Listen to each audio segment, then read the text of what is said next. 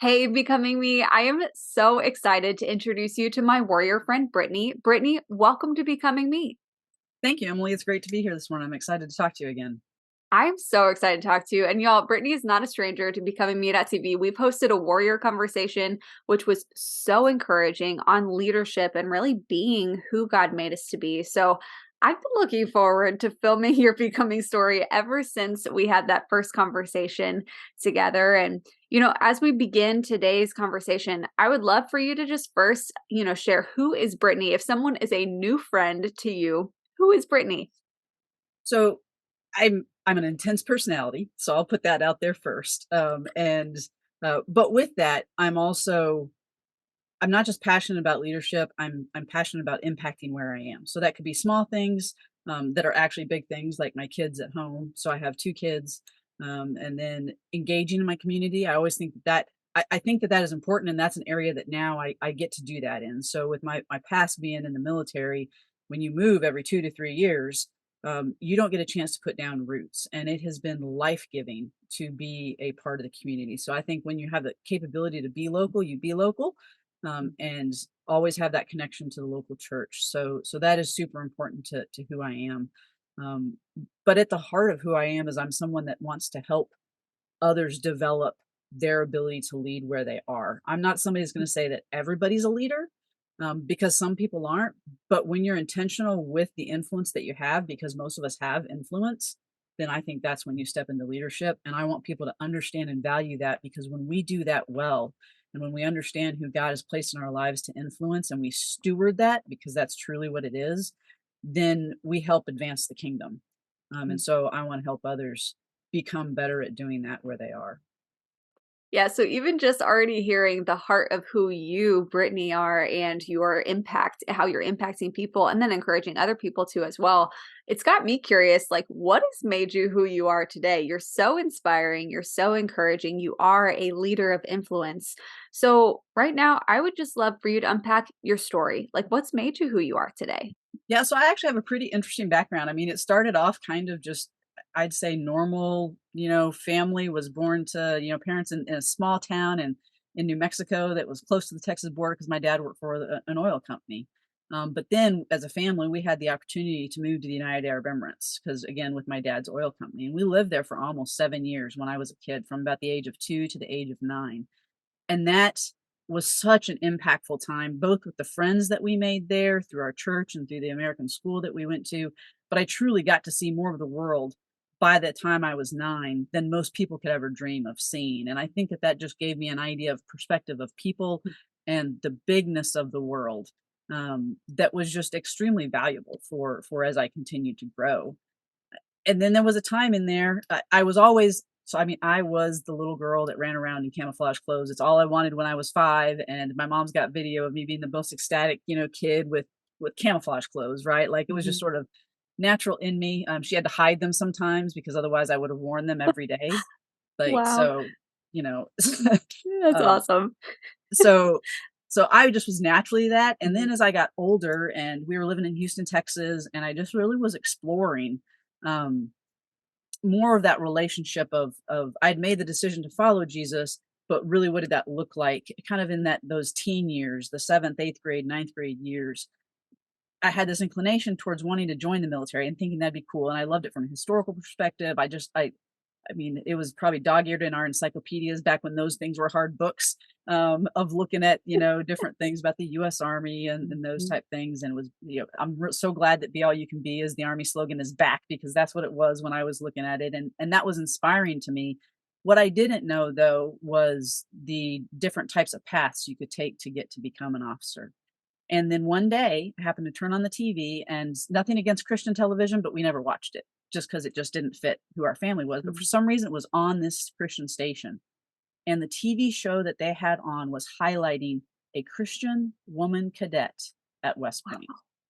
And it was just like, I mean, that was like a lightning strike, right? I was like, that is it. That is who what I want to do. That is the path I want to go. Like, she's talking about how she can do it. I look up everything about West Point, and everything that they talk about is that they're the number one leadership lab in the country, that here's where we make leaders.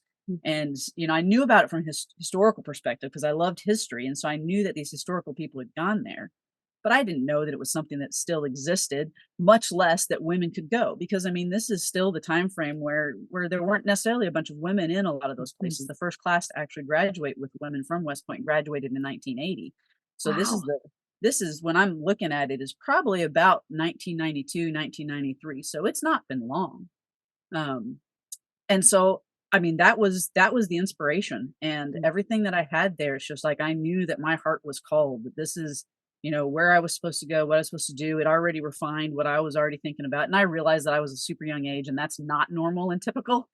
Um, but I've seen that reflected in my life as I've gotten older. Is like sometimes I have to bring myself back to today, right? Because I can very much Uh-huh. be looking many Oh, years down yeah. the road. I'm always forward looking. But that was an inspiration. And so then I did, I figured out what it took to get in, and, Mhm. did a lot of those steps throughout high school, sort of crafted it to be able to go and to do that. I mean, really at the heart of it was becoming a leader. Like I like the Mhm. military side of it. But what drew me, I would say like a moth to the flame, but not in a bad way, was this idea of becoming a leader. Mhm. And so I crafted my high school experience to get there, and had some in the very last bit. And I think this was God's. I look back at it. What I learned from it was God telling me that He was in control of this calling. I wasn't. It wasn't about what I could do.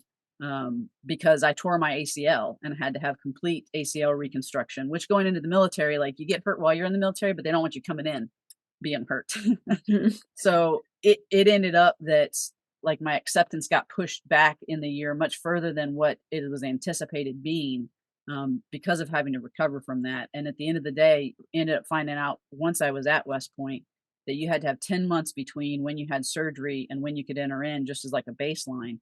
And I had 10 months in 1 week. And just that was just some of the things of, and in that whole time frame, like sometimes I wish I could have that faith that I had as a high school student, because I could have been devastated. I could have thought that dream Mhm. was over, but I just knew that God was in control. In fact, I Mhm. remember turning on the radio after I got the news about my ACL reconstruction, and the song that was playing, and this is dating me, was Twyla Paris's "God Is in Control." And I just clung to that, and I Mhm. did everything I was supposed to rehab myself, and I went, and I wouldn't say West Point was a breeze. There were a lot of things that was really hard. There were a Mhm. lot of things that were really amazing. There were a lot of things that were really frustrating and demanding. But overall, I mean, it did what I wanted it to do for how it developed me in a lot of different ways. And then I had the opportunity to go serve as an Army officer for 20 years, and just retired back in 2022. Um, and I say all of that of like, who am I? I'm not just a West Point grad. I'm not just an Army officer, but at the core of all of that is I care to lead. And everything in there has developed me as that leader of other people. And I've messed up at times, and I've done it right at times, and I've learned things, and I wouldn't say I've been the best, but I've been really good. And then I've also been really crummy. But in all of that, like I've gotten the most joy when I've got to work with people and help Mhm. them discover, who they are as leader, help refine them, help give them some tools, as well as I've also learned in some of it that I'm also really good at the operational side of leadership, Mhm. of taking things and translating it into way forwards. And and I've been amazed. I'm really glad actually that I had 10 years of Army experience. Well, I guess 11 years before I had kids, but 11 years of Army experience, plus 4 years at West Point. So 15 years of that type of before I became a mom, Wow. because it has been really helpful to be a boy mom. I have a fifth grader and a first grader right now. That's being able to understand some of the impacts of things that are happening to them, what it means to lead people, translates Mhm. down to those little people as well, because it's about Mhm. meeting them where they're at and realizing that fairness is not everybody gets the same thing, but it's giving people what they need. And my kids need different things, and they need different things Mhm. at different times. And there's so many ways that I could talk about it, but I just have had a unique opportunity of spanning from you know the normal childhood type stuff, but in different areas between the United Arab Emirates and Mhm. Houston, Texas, and playing sports, and working at Chick-fil-A, which was my first job, Wow. to the entire Army experience, that Mhm. I've had, that was very interesting, in and of itself, to include seeing combat. And when you talk about your warrior conversations, like that word rings real with me, because I know what that Mhm. looks like from a couple different vantage points. So I have a lot of experience, but I'm also learning every day. Like that's the thing that I wish I'd had a little earlier in my career, was a much better understanding of who I was, um, so that others could experience me better. So I could bring that health Mm. to that. I learned a lot about how to meet others where they were at, but not necessarily understanding how they might experience me and how I could improve that to help improve the overall, mission Yeah. or operation or whatever that we were doing. So it's probably way too long of an answer to your question. No, that's amazing. And That's I mean, that's a yeah, just a snapshot yeah. of the story. Well, I mean, thank you for unpacking your story. And even what you just shared there is so powerful in understanding yourself and how other people are experiencing you. Because often we do really focus on with growth or personality tests, training at work, how to best connect with other people. And we don't look at and consider how others are experiencing us. So, if you don't mind, I would love to ask you, if somebody else heard that like I did, and they were like, their curiosity was piqued, maybe they haven't heard it framed that way. How could someone start discovering, like, how do people experience me and diving into that? Yeah, so I think that's one of the benefits of some of the things like, whether your personality, test or working with, a coach. I know some life coaches do it, definitely leadership coaches are going to do it, is understanding that emotional intelligence component, that it's not just about others management and others awareness. Like that is super important, but you can't do that well till you understand yourself and Hmm. can manage yourself correctly. Because you may be trying to meet them where they're at all the time, but if you haven't if your delivery method and if your ways, even though you're trying to meet them there, if you're not realizing that they see the world through a different lens, Hmm. if you're just trying to say like, okay, you need this that way and you need this way, but you don't realize that you're both actually seeing the world even differently, you're probably not delivering it as well as you could. Right. And like for me, I can sometimes I am naturally, one thing that I've learned is I'm naturally like a challenger of people. Like that's just what I do. I'm going to always push back a little bit. Um, and it's not because I dislike what the person's doing or what Mm. they propose. I like to collaboratively sort of verbal judo it back and forth. And I learned the hard way kind of early on. This one I had my aha moment, but again, about 15 years into my career of, oh, I need to tell people that this is Mm. how I work things out. And I need to remind them of Yeah. that. And when I say that it's safe to be able to challenge me back when I challenge you, I need to actually live that out and Mhm. make it be that. And so it was through actually a 360 that the Mm. Army did. Again, I think they waited way too long in my career to give it to me, but that I had some great feedback from some folks. They said, Mm. I love working with her. She's a great leader. Sometimes she's all about the task and doesn't get to Mm. necessarily know me. And I was like, oh, that's so valuable. It changed the way that I approach people. It changed the way in my future Mm. leadership jobs that I had after that on how I presented myself, how I listened better. And now I know too, like, okay, if I'm in a meeting with people and there's something that like spurs me and I want to challenge, especially if it comes from um, if I know that other person's personality and that might rub them wrong, then Uh-huh. I need to wait. And I've learned sometimes I need to wait. I don't Mm. always do that great. I probably do it the worst with my husband, but you know, I've continued to work on what that looks like, and by doing that, I think it's helped facilitate better teamwork with those people because I am trying to bring, in a sense, the healthiest version of who I am to meet them where they are. Yeah. No, that's so powerful and very insightful for all of us as we're becoming who God made us to be. I'm curious, are you a coffee drinker? I am a coffee drinker, yes. Yes. How do you drink your coffee? Oh, so I swore I was not going to be a coffee drinker and I hit, and I don't know why. I didn't grow up in a coffee drinking household. Okay. It was my junior year of college there at West Point where I just needed that something to help me finish my papers late at night, and I could not do the Mountain Dew soda thing. I just couldn't. Yeah. So I started remember those gas station, cappuccinos that were probably more sugar than Yes. they were coffee. So I started with that.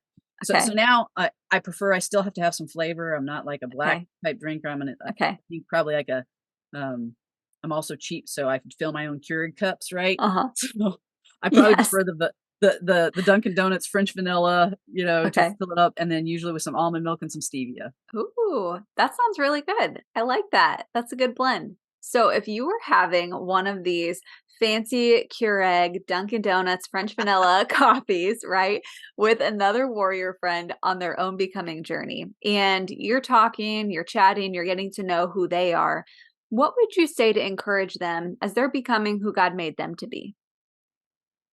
that it is okay to live and learn out loud, Mm, right? And I think that's something that people struggle with. They think that they have to perfect themselves inside.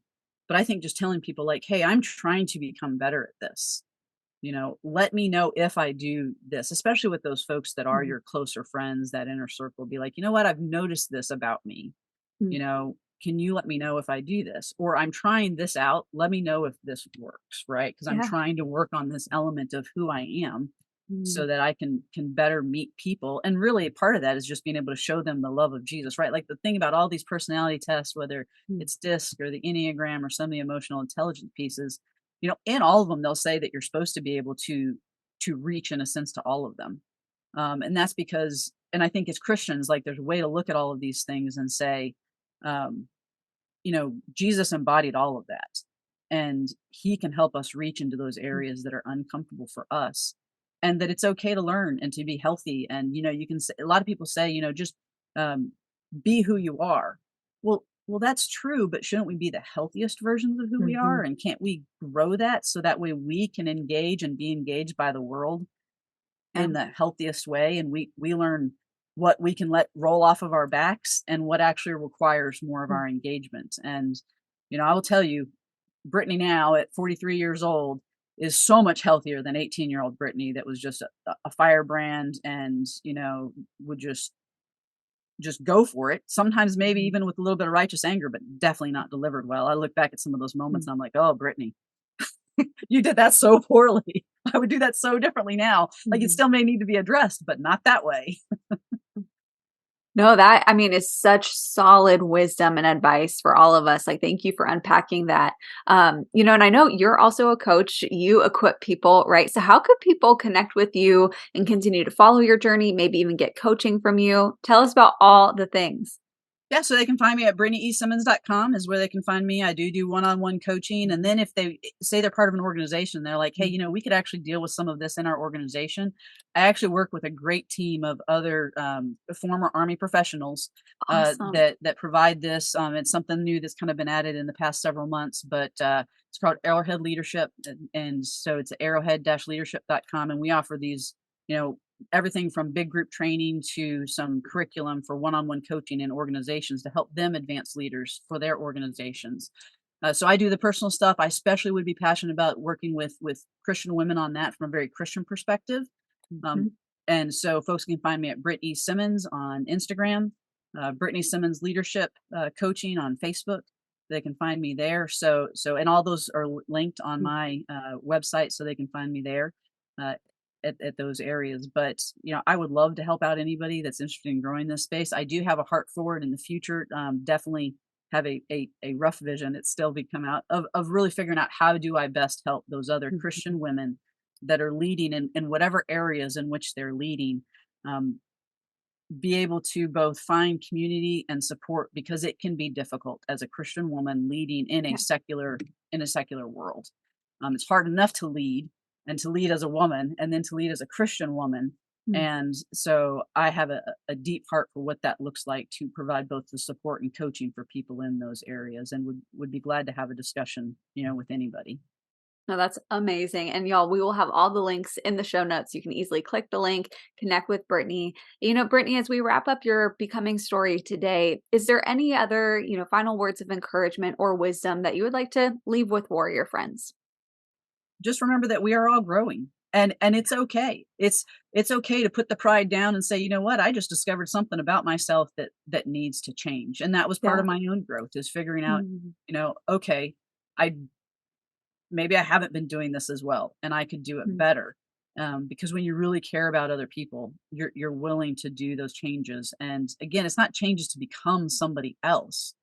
It's to become the healthiest version of who you are, so that Mm. as you engage the world, you can be impactful in what you do. And most importantly, when you're healthy that way, um, and I know we didn't talk about it a lot, but like from a Christian perspective, this should Mhm. include our own spiritual discipline timeframes and connecting with Jesus. When we do that, then it's going to be easier for folks to see that Jesus in us. It's going to shine through Absolutely. easier because, a big part of it, I would say from the Christian perspective, is just take a look at the fruits of the Spirit. What does Yeah. that look like in your life? You know, Right. are you reflecting those? Do people see those in you? Mhm. Um, because they should. And sometimes that runs counter to what the cultural would say Mm. we ought to do. And sometimes winning and losing aren't defined the same in Yeah. the Christian space that they are defined in the world. And we should just be okay with that. Yeah. No, that's so good. Thank you for sharing that wisdom, encouragement, and insight with us, and for sharing the gift of you, who you are, who you're becoming. You inspire and you encourage me, and I know you're encouraging so many others as well. So, thank you for being with us today. Thanks for sharing your becoming story. I just love you, and I'm cheering you on big time, warrior friend. Thanks so much, Emily. I appreciate everything you're doing to help others grow and become who God's called them to be. Thank you.